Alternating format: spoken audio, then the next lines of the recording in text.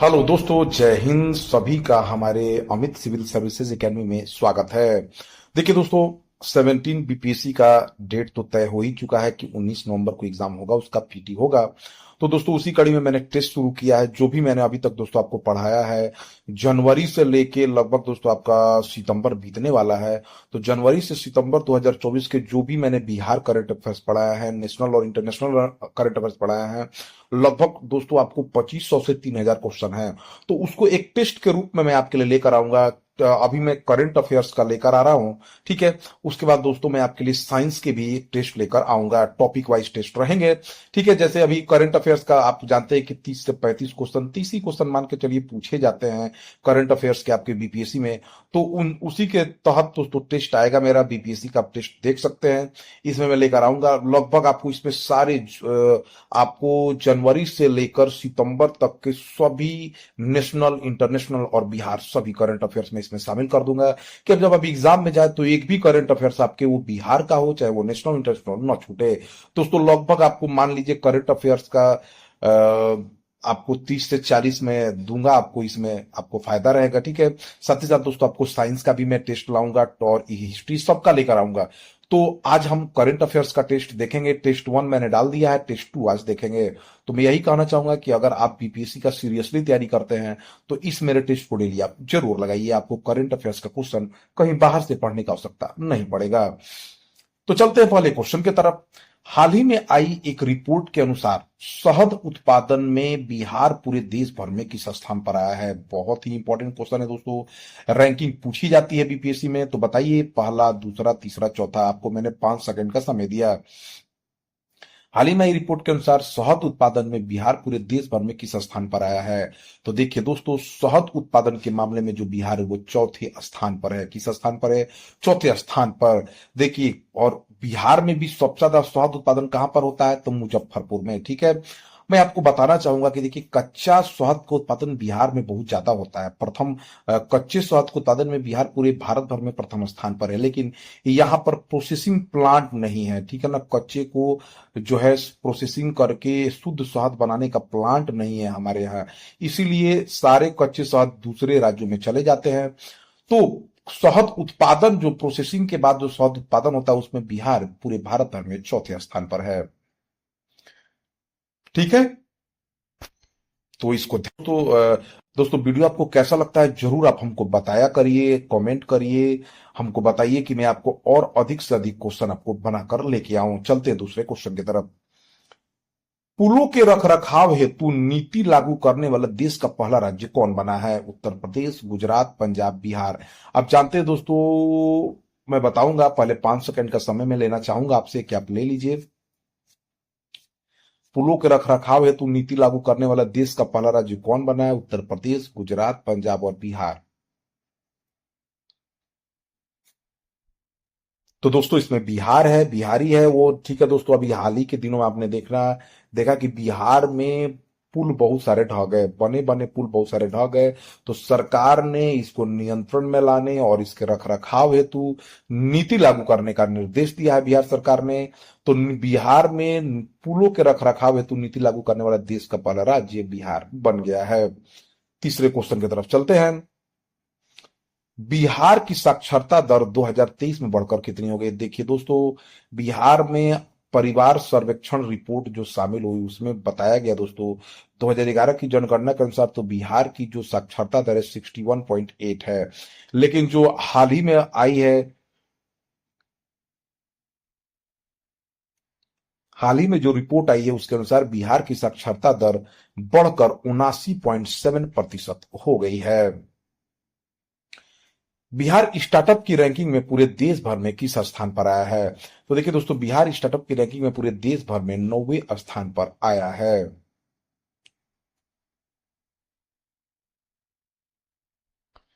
बिहार के बेगूसराय की रहने वाले किस कवयित्री को मैथिली साहित्य अकादमी अनुवाद पुरस्कार 2023 से सम्मानित किया गया है? देखिए दोस्तों, ये कौन है आप बताइए। मेनका मलिक, सुनीता झा, सरिता कुशवाहा या अदिति सिंह? ये आप ही को गेस करना है। 5 सेकंड का समय मैं देता हूं। क्वेश्चन में एक बार फिर से पढ़ देता हूं। बिहार की बेगूसराय की रहने वाली किस कवयित्री को मैथिली साहित्य अकादमी अनुवाद पुरस्कार 2023 से सम्मानित किया गया है? तो दोस्तों कौन है ये मेनका मलिक हैं। मेनका मलिक को साहित्य अकादमी अनुवाद पुरस्कार 2023 से सम्मानित किया गया है, मेनका मलिक को। और दोस्तों मैं बताना चाहूंगा कि बिहार के बहुत लोगों को पुरस्कृत किया गया है। ठीक है, अभी हाल ही में हम आप जानते हैं कि बिहार के पूर्व मुख्यमंत्री कर्पूरी ठाकुर जी को भारत रत्न भी मिला है। तो क्वेश्चन बहुत अच्छे अच्छे हैं दोस्तों, ध्यान दीजिए, शेयर करिए और बताते रहिए कुछ अगर आपको कमी लगता है तो। छठवें क्वेश्चन की तरफ, विश्व की पहली वैदिक घड़ी का उद्घाटन किस शहर में किया गया है? उज्जैन, वाराणसी, जयपुर, पटना। दोस्तों देखिए, विश्व की पहली वैदिक घड़ी जो है वो मध्य प्रदेश के उज्जैन में उद्घाटन किया गया है इस वैदिक घड़ी का। ठीक है, PM Modi, sorry, doctor Mohan Yadav जो आपके मध्य प्रदेश के मुख्यमंत्री ने, उन्होंने इसका उद्घाटन किया है। सातवें क्वेश्चन की तरफ बढ़ते हैं। 2023 की रिपोर्ट के अनुसार दुनिया का सबसे कम प्रजनन दर वाला देश कौन सा है?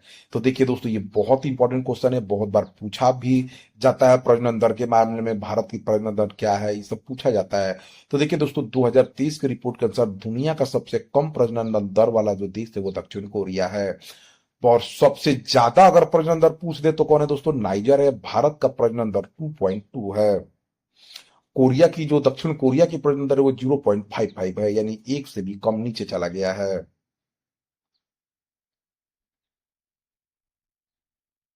नेक्स्ट क्वेश्चन की तरफ चलते हैं। रोमेन रोलैंड पुरस्कार, पुस्तक पुरस्कार 2024 किसने जीता है? तो रोमेन रोलैंड पुस्तक पुरस्कार जो है दोस्तों, पंकज कुमार चटर्जी ने जीता है। किसने दोस्तों?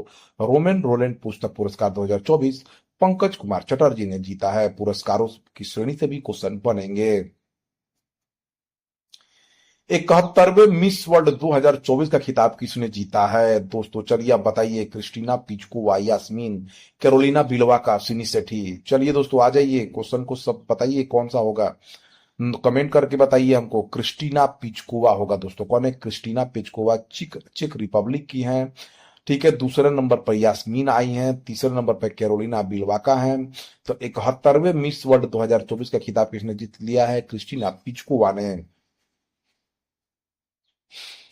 11 मार्च 2024 को सिपरी द्वारा जारी, ये पीस रिपोर्ट है, ठीक है ना दोस्तों, सिपरी द्वारा जारी रिपोर्ट में दुनिया का सबसे बड़ा हथियार आयातक देश कौन बना है?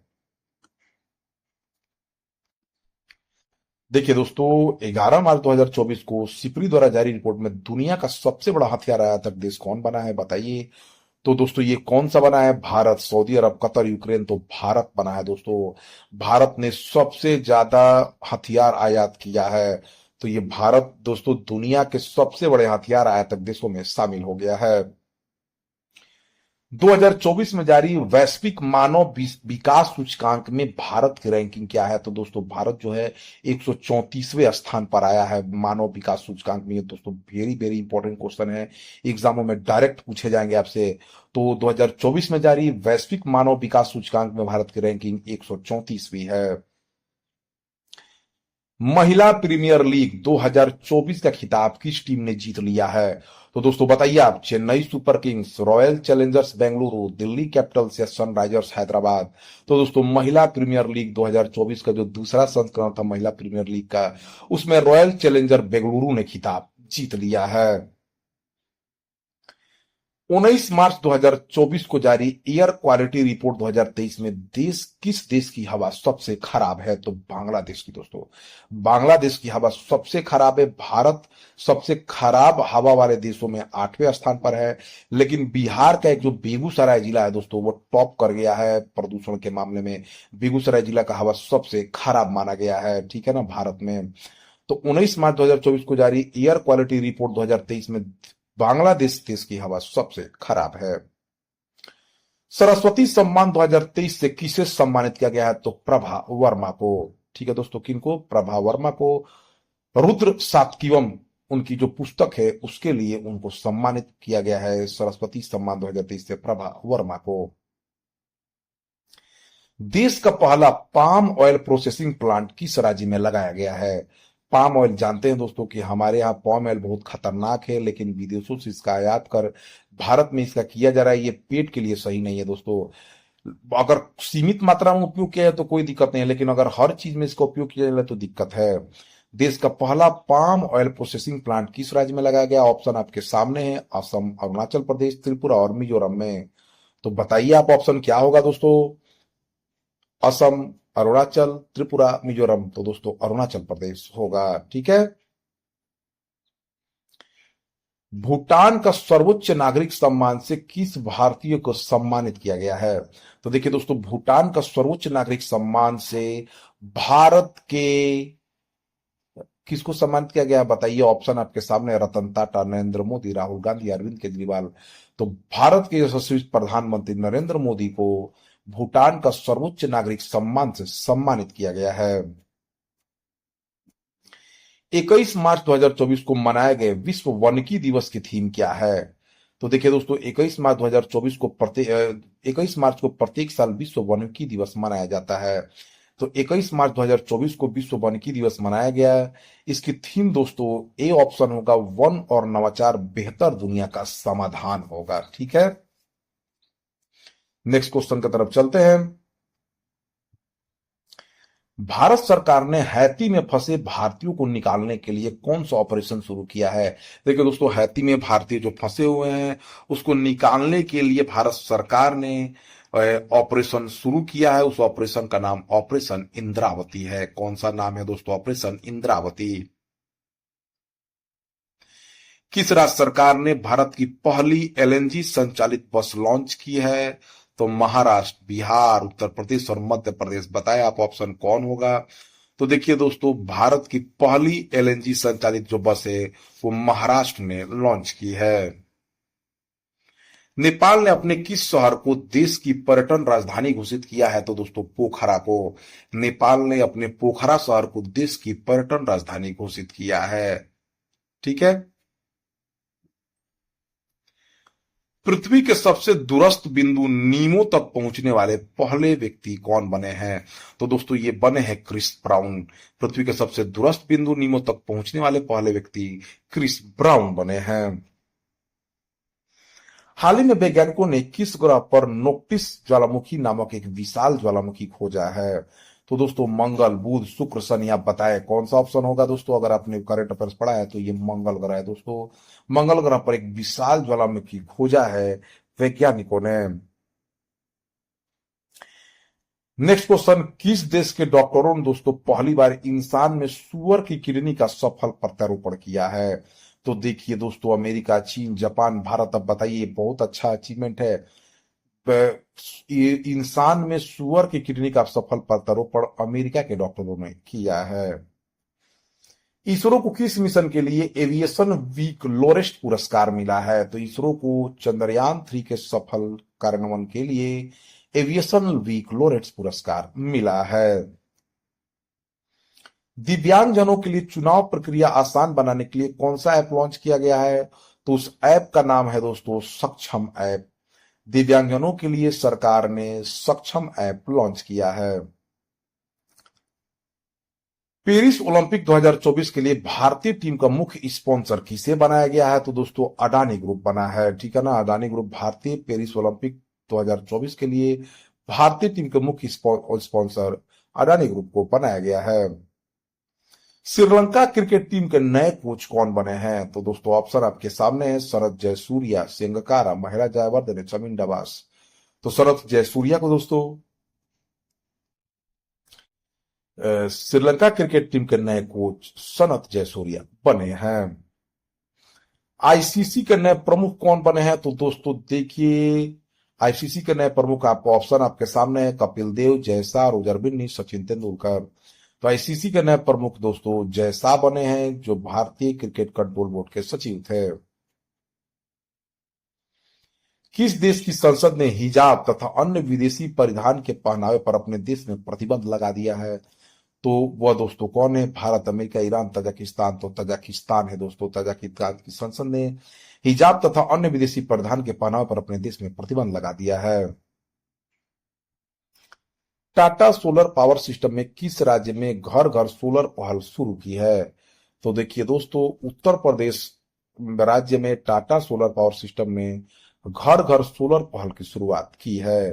तो दोस्तों यह रहा टेस्ट 2 पूरा। आपको मुझे यकीन है कि आपको ये क्वेश्चन समझ में आए होंगे। क्वेश्चन बहुत ही अच्छे हैं दोस्तों, इससे एग्जामों में पूछने के प्रबल चांसेस है।